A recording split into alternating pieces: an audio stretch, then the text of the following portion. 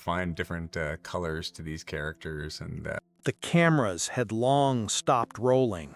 The laughter faded into silence.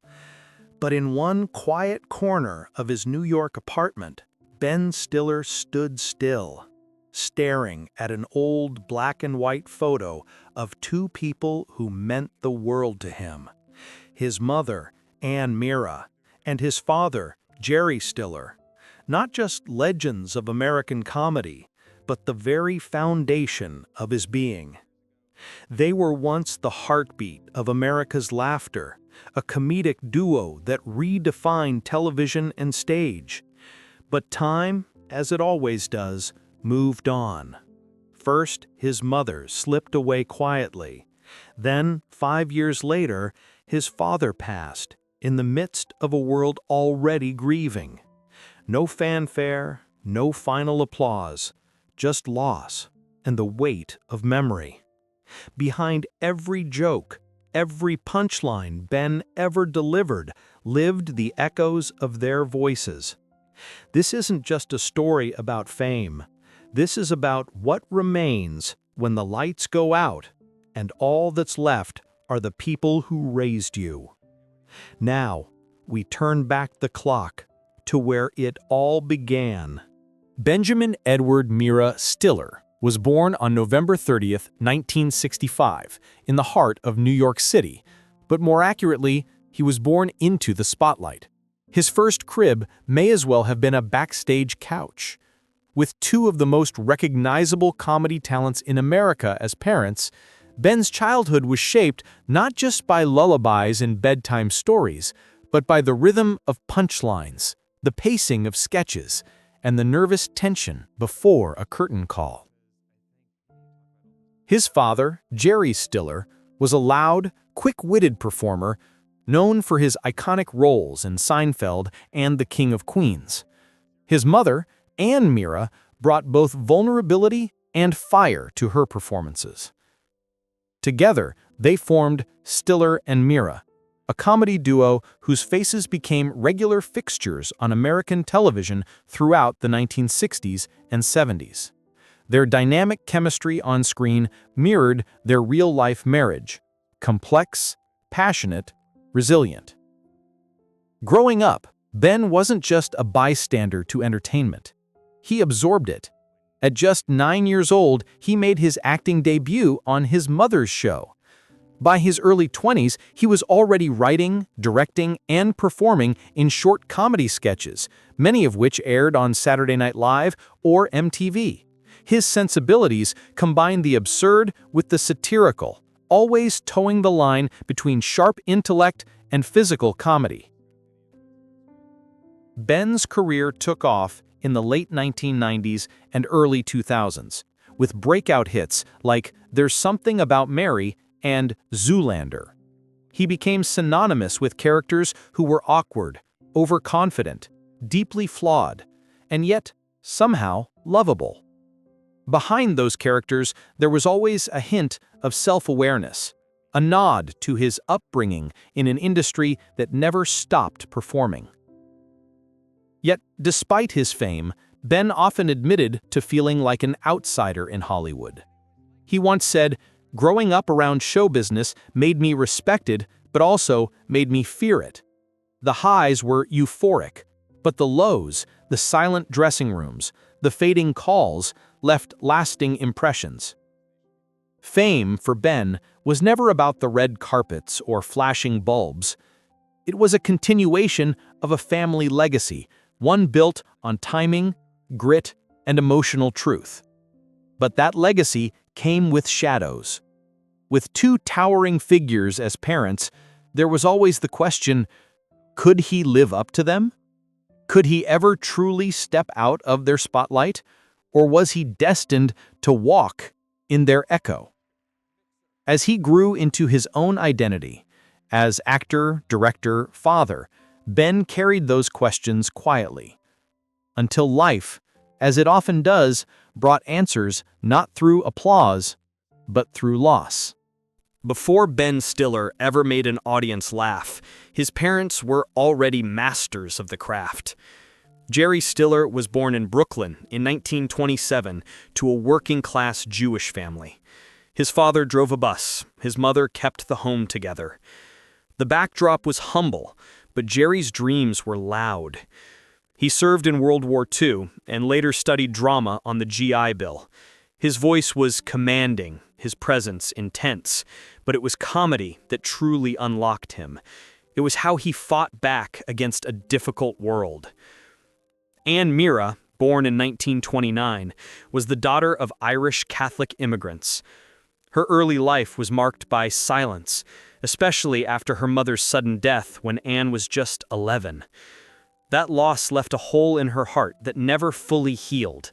She found solace in theater, using performance as a way to express emotions that words couldn't capture. Their paths crossed in the early 1950s at a New York talent agency.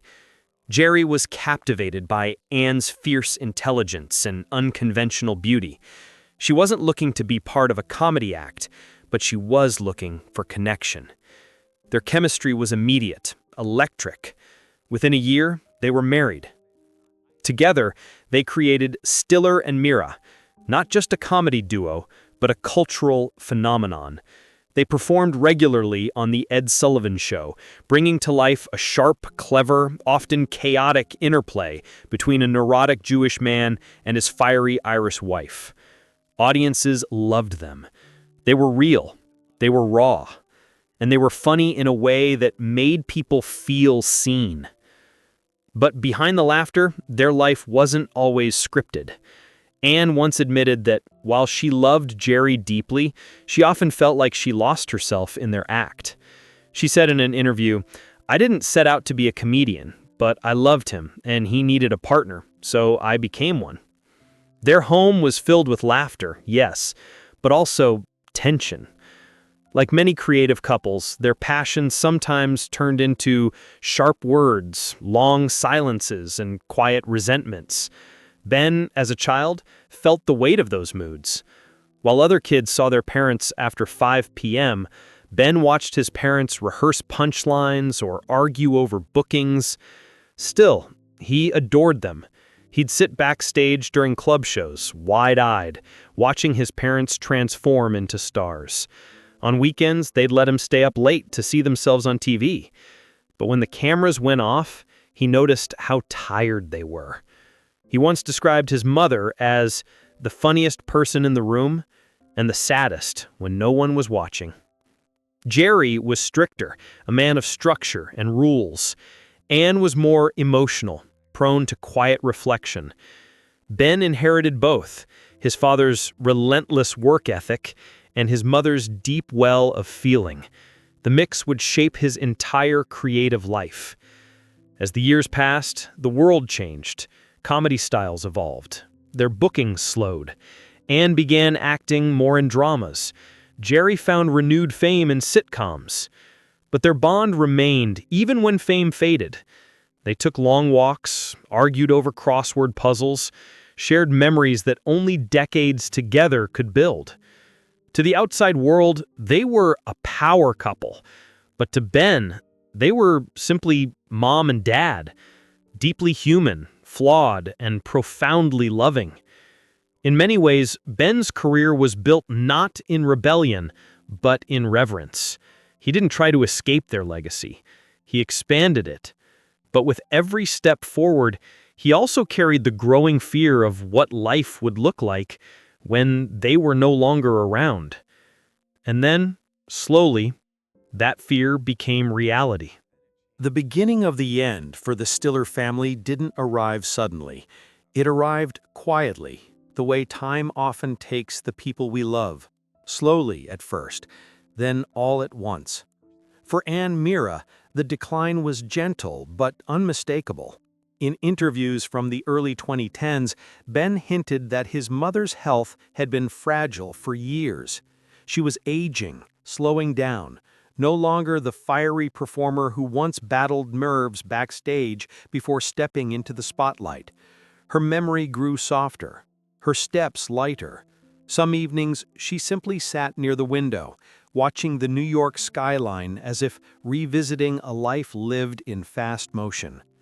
When she passed away on May 23, 2015, the family did not release specific medical details. Ben simply said she died after a brief illness, a phrase that often hides the painful truth of long-term decline. What mattered more than the cause was the absence she left behind. Ben later described the moment he received the call, that weighted silence on the other end of the line, the kind that feels like an entire lifetime collapsing in a single breath. He remembered rushing home, remembering her voice, remembering the way she used to tell him, "Comedy is honesty, Benny, even when it hurts." And now honesty hurt more than he ever imagined. 5 years later, grief returned, heavier, sharper, and far more isolating. Jerry Stiller was 92 by the time his body began to fail. Age had thinned his voice, softened his movements, yet his spirit remained loud, the same booming presence that had made Frank Costanza one of television's most unforgettable characters. During the final years of his life, he stayed mostly at home. Ben visited often, sometimes just sitting beside him, saying little. Their silences were comfortable, woven with decades of unspoken love. In May 2020, the world was deep in the early shock of the COVID-19 pandemic. Hospitals were overwhelmed. People were mourning quietly, privately. In the middle of that global grief, Jerry Stiller took his final breath. Natural causes, Ben wrote. Peaceful, at home. But the timing was cruel. The pandemic meant no large mourning, no final gathering of friends, no public goodbye for a man who had given America some of its most iconic comedic moments. Ben later said the hardest part was having to process his father's death while the entire world was already grieving. Loss felt heavier when no one could hold each other. He remembered the last time they spoke, a brief conversation, simple but warm. Jerry thanked him for checking in. Ben promised he'd come again soon. He didn't know soon would never come.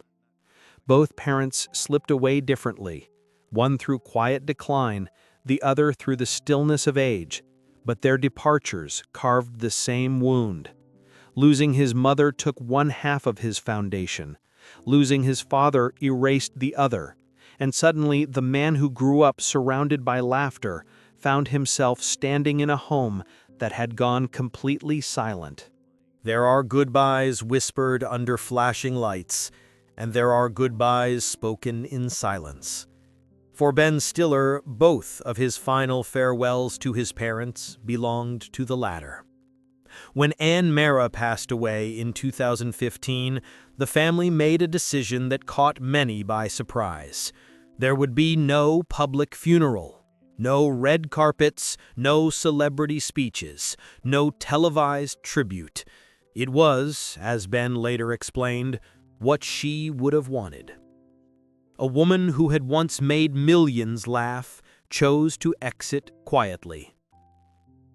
The ceremony was held in a small private chapel on the Upper West Side. It was raining that morning, not heavily, but enough to blur the outlines of the city they all called home. Close family members attended, a few cousins, longtime friends from the theater scene, and of course, Jerry and Ben. Ben wore the same dark suit he had worn years earlier for a film premiere, a silent nod, perhaps, to the blurred lines between his two worlds. But this was no performance. As the rabbi spoke softly about Anne's early life, her deep love for Jerry, and her fierce devotion to her children, Ben sat motionless, clutching a folded piece of paper in his hands. That paper held a letter he'd written to his mother just hours after her death. He didn't read it aloud at the service. He simply walked to the front and placed it inside the urn beside her photo and whispered, "You were the truth behind every laugh."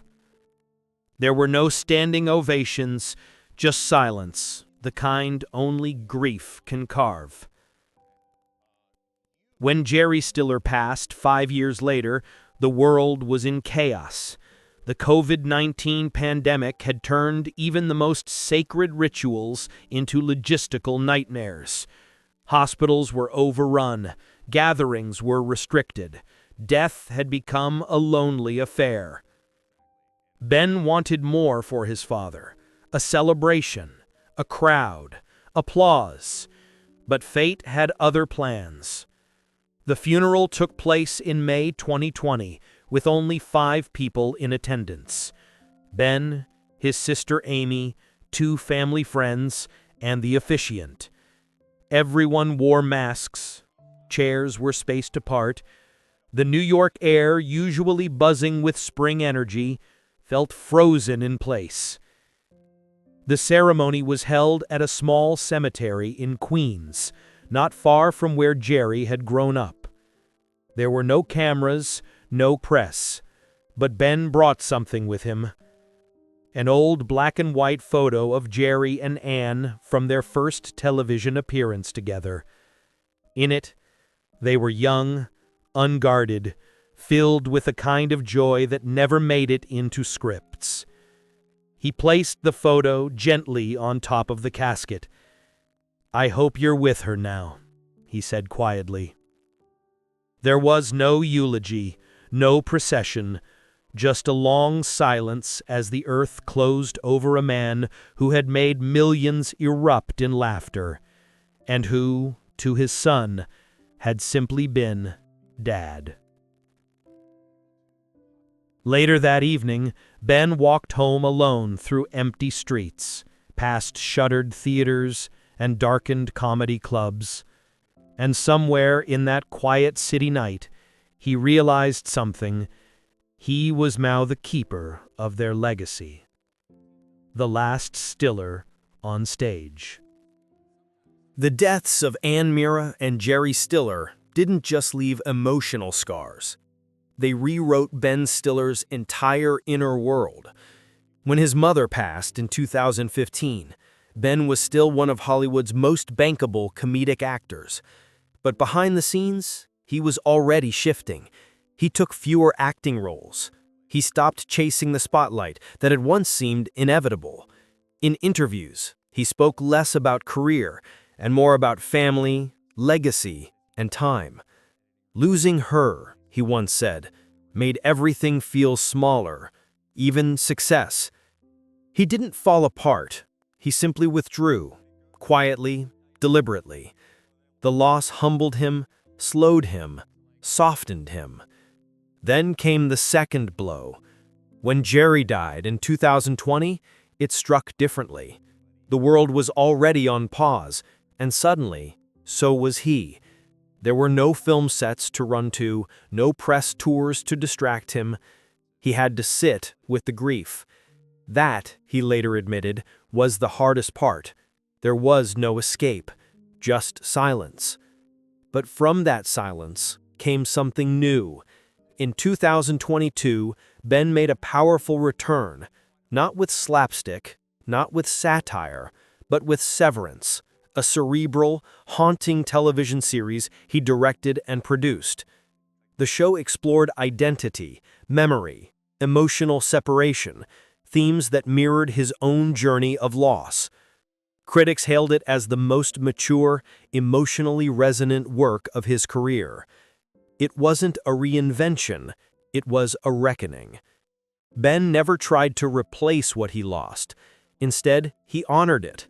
He has since become a quiet guardian of his parents' legacies, sharing photos, memories, and tributes on rare occasions. But more than anything, he carries them in his work, in every pause, in every carefully chosen frame, in every character searching for meaning behind a smile. He once said, "My parents weren't just funny, they were brave. They told the truth, even when it hurt. I think I'm finally learning how to do that." And perhaps that's the real inheritance. Not the fame, not the fortune, but the courage to be real, even when the laughter stops. In the world of comedy, timing is everything. But in life, timing is rarely kind. Ben Stiller grew up under the brightest of lights, guided by two parents who taught him that laughter could heal, distract, and even protect. But nothing, not fame, not fortune, not all the punchlines in the world, could prepare him for life without them. Still, he presses on, not as the wild-eyed comedian of Zoolander, nor as the clumsy security guard in Night at the Museum, but as a man quietly navigating grief, purpose, and the weight of memory. His latest works are quieter, deeper, more reflective, the product of someone who has seen the cost of a spotlight up close. In every frame he directs now, there's a shadow of Anne, of Jerry, of a childhood that was never ordinary. Perhaps that's the final joke life plays. Behind the biggest laughs often lies the deepest sorrow. And maybe, just maybe, we keep laughing, not to forget, but to remember. Do you still remember Jerry Stiller and Meara? And how they made you laugh, even when they were quietly carrying so much?